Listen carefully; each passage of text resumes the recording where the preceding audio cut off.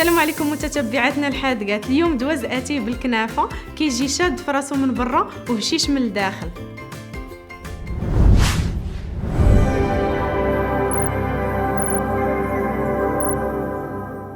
باش نوجدوها غنحتاجو 250 غرام كنافه مقطعه ومحمره، 125 غرام مارغرين، 60 غرام سكر، 2 فرماجات مثلثين، بيضه، 100 ملل زيت، 350 غرام دقيق، 500 غرام شوكولا بيضاء، ساشي خميره الحلويات ايديال، مستحضر فلون كراميل ايديال.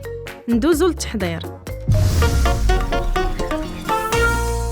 في قصريه نديرو الزبده والسكر ونعجنوهم مزيان حتى يوليو بوماد. نزيدو بيضه ونزيدو الزيت وما نحبسوش من التخلاط. الفرماج نزيدو فلون كراميل ايديال، الدقيق وخميره الحلويات ايديال، وكنجمعوا العجين باطراف الاصابع بلا ما ندلكوها.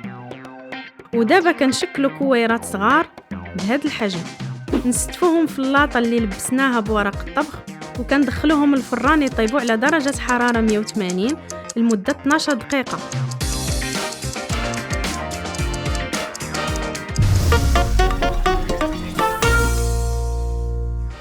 ندوبوا الشوكولاط الابيض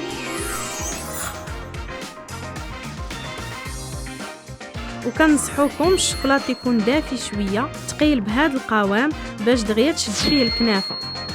نغطسوا فيه الحلوه اللي دخلناها بردات مزيان ونمرمدوها في الكنافه. وهذا هو الشكل النهائي ديال دواز اتاي بالكنافه، كيجي هشيش من الداخل ومقرمش من برا، كيدوب في الفم. وراه هذه الوصفه هي المعتمده عندي.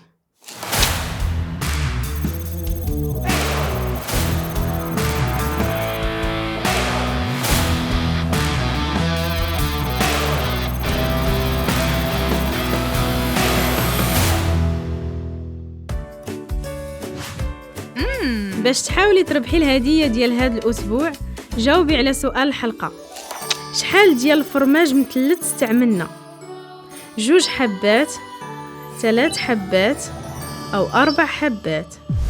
شكرا على المشاهده، وما تنساوش تلتحقوا بنا على الفيسبوك، انستغرام وتيك توك، يوتيوب والموقع الرسمي لقناه طب حادقه. باي باي عليكم.